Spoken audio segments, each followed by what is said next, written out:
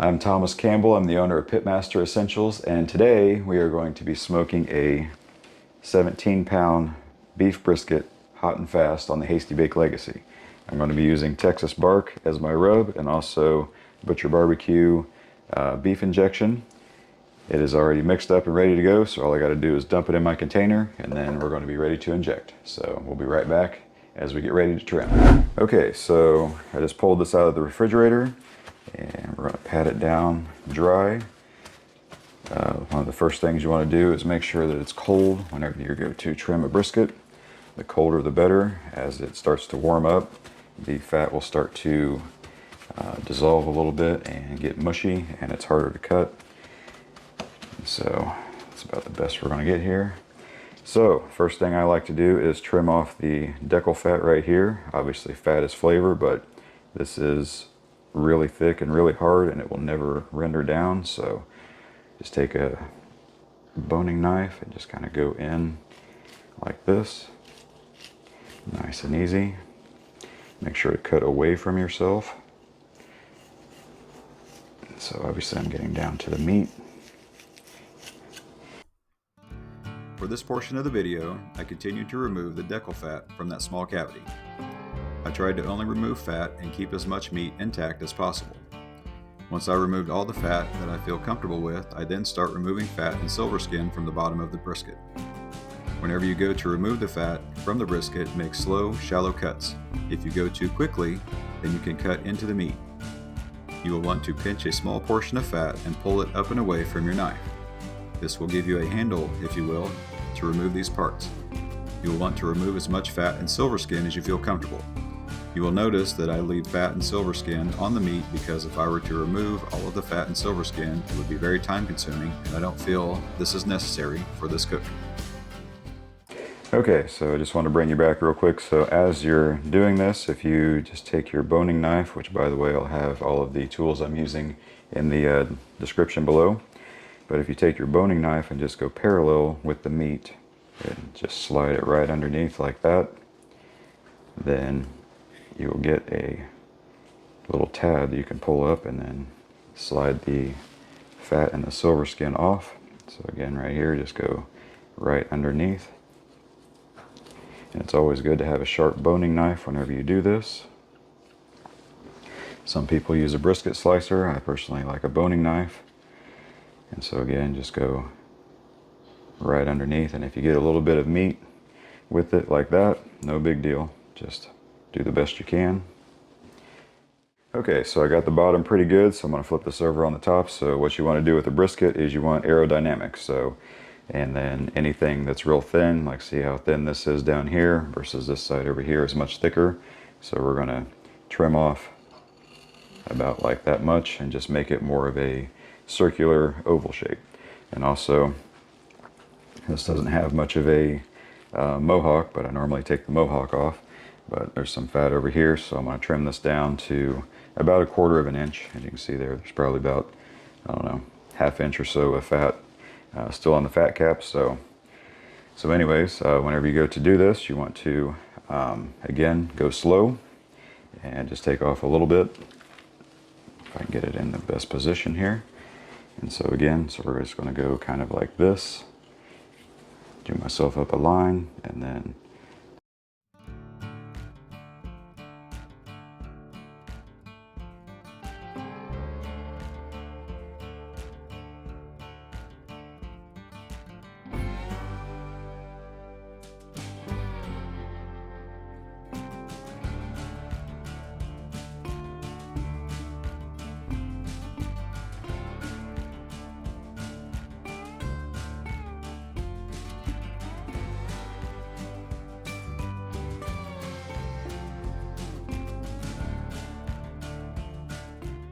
okay, so this looks pretty good. One of the other things I forgot to do is I forgot to square this up.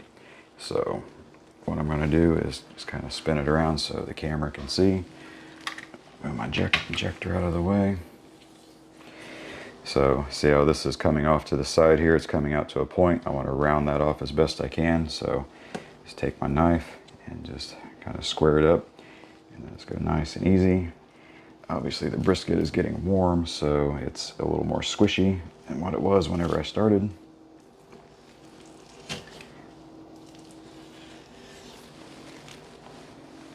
we'll set that over there, and then how this has a bump out right here, so you want to try and round that off as best you can. And again, my brisket is getting warm, so it's making it a little bit more difficult to do that. And also anything that's hanging off like this here, you want to square that up as well, because all that's going to do is just burn up in the cook, and it's not going to be good to eat. And like this meat here, probably need to round that off just a tad bit, because that's all just probably going to burn up in the cook as well. Again, we're looking for aerodynamics, for the smoke and the heat to flow across the brisket. Off there. Okay, that looks pretty good, so we're going to go with that. So about as aerodynamic as it's going to get. So now it's time to inject. The nice thing about these Butcher BBQ cutting boards is you can fold up the edges like this, and it will keep any juices, any seasoning, any rub that may fall to the side here. It will keep everything intact, and it makes for a nice quick cleanup.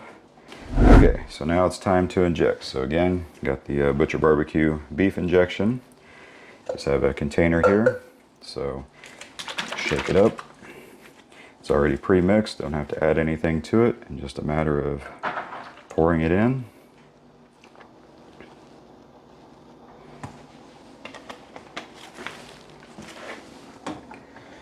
And then the injector. So this is a Butcher BBQ pistol grip injector. This thing is awesome. It comes with 2 different needles. I personally like the smaller needle to fill the injector. It's a 50cc injector, so just I always twist off the knife and then put it down inside the injection.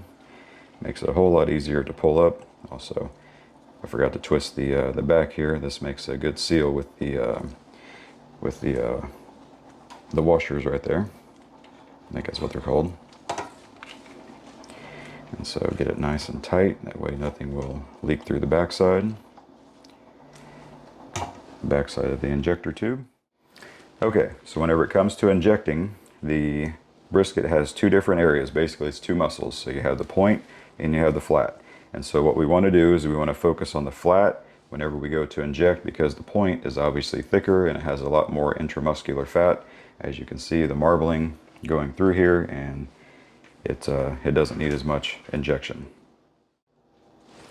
Okay, so when you go to inject, you want to inject in a checkerboard pattern, kind of going at an angle. So I'm just going to start randomly here. You don't want to go too far in. And I have my injector set, I forgot, at 5 cc's. So as you inject, come over about an inch, and as you squeeze, pull out the needle. And you just want to do this going all the way around the point, and a checkerboard pattern is the best way to do it.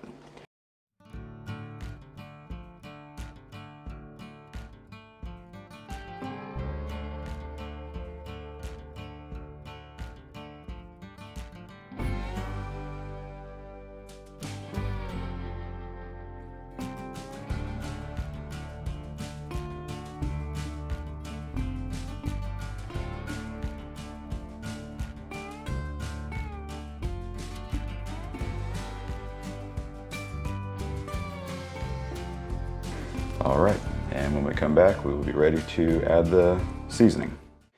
Okay, so I have the brisket now inside my pan here. So I'm going to use Butcher BBQ Texas Bark. It's actually a salt, pepper, garlic blend. It comes in its own shaker bottle. So all you gotta do is pop the top, and then move this closer so you all can see.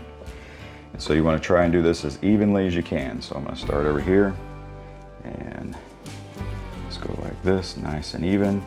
Now this is a big piece of meat, so you want to put a lot of seasoning on here. If you think it's too much, it's probably not too much, because once you go to slice it into thin slices, there's not going to be a whole lot of seasoning on the end of each piece of meat.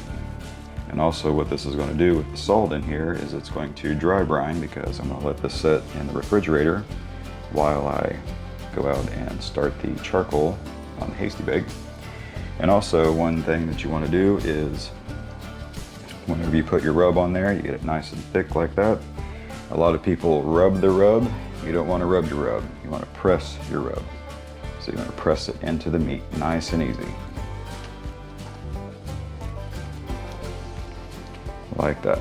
If you see any areas that are thinner, just put a little bit more on there like that. But it's all about pressing into the meat. We're not going for perfection, so just to get a nice good coat like that.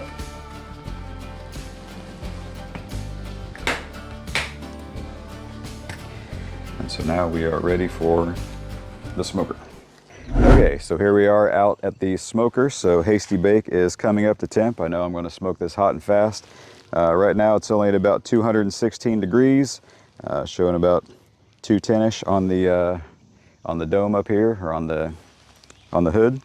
But I'm just going to let it go. I wanted to get it on here because right now it's 9:17 in the morning and we got to get it on the smoker. So I'm going to smash them together like that, because however it's placed on the smoker, that's how it's going to cook.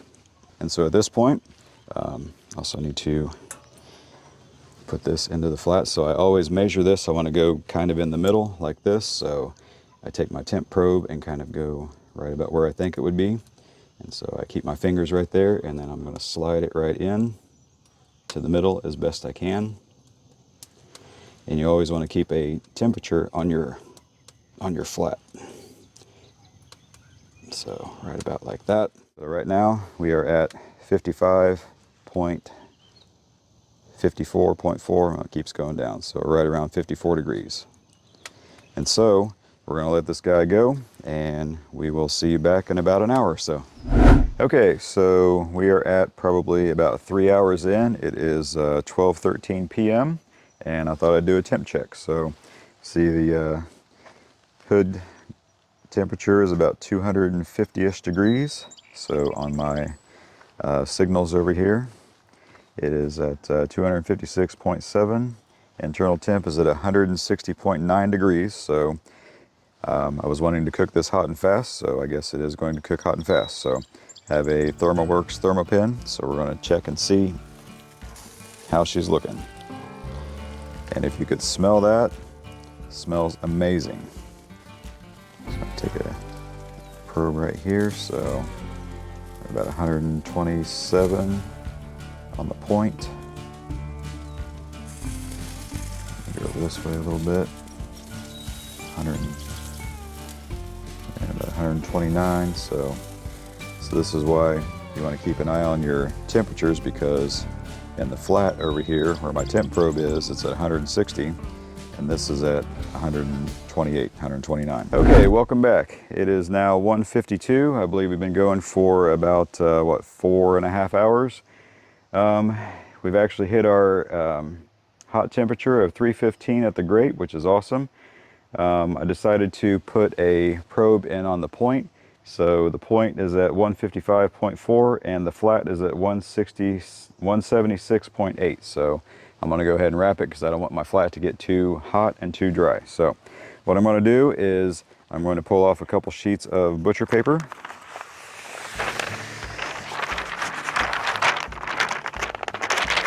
And forgot that it has this cutoff thing here. So what I like to do with the butcher paper is, obviously I got one longer than the other. Again, we're looking for function, not perfection. Line them up and then just wet them down. Because if you wet them down a little bit, then that will help to keep them from rolling up. Even though it looks like I have the paper upside down from what I normally do, but that's okay. So anyways, I just have water in there and the Butcher BBQ sprayer. Just kind of spread it around a little bit. All right, so now time to grab the brisket. And that smells amazing, looks amazing, and I'm sure it is going to taste amazing. Lots of juices coming out of it, so now it is time to wrap it.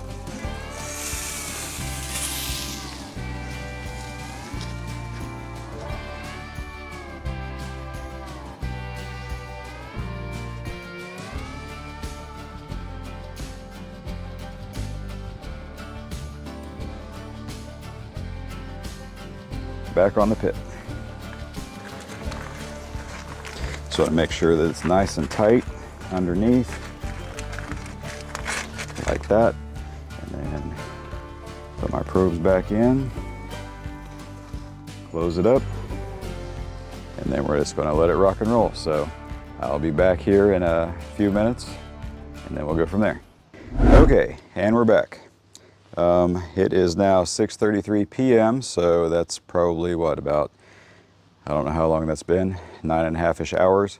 So we are at, the grate is at 298. My dome, or I should say my hood temperature is showing, looks like about 230, 245, somewhere in there, 230, 240. Internal temp on the flat is 204.1. Internal temp on the point is 200, so we are going to pull it off and double check it, but I believe it's ready to rest. Okay, so we are back in the kitchen, and it's been resting for about a half an hour, 45 minutes. The family's hungry, so I would normally let it rest longer, but it's time to eat. All right, the moment of truth. So the flat's over here, point's over here, so we're going to go like right in the middle. Let's see how we did.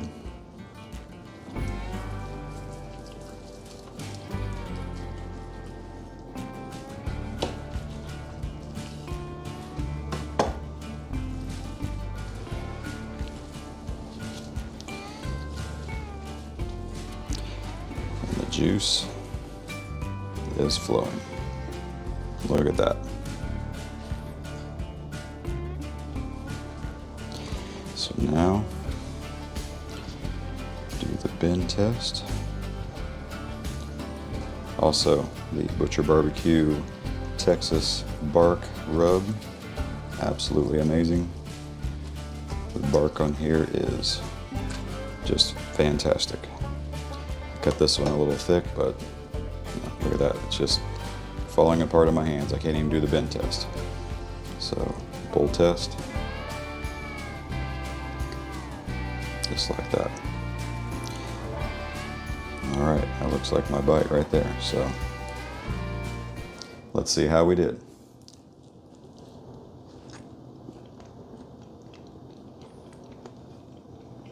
Now that is an amazing brisket. For being a choice brisket from Costco or from Kroger, absolutely amazing. So, with that being said, we're going to finish up the video here. Thank you for watching, and I look forward to having you at the next one.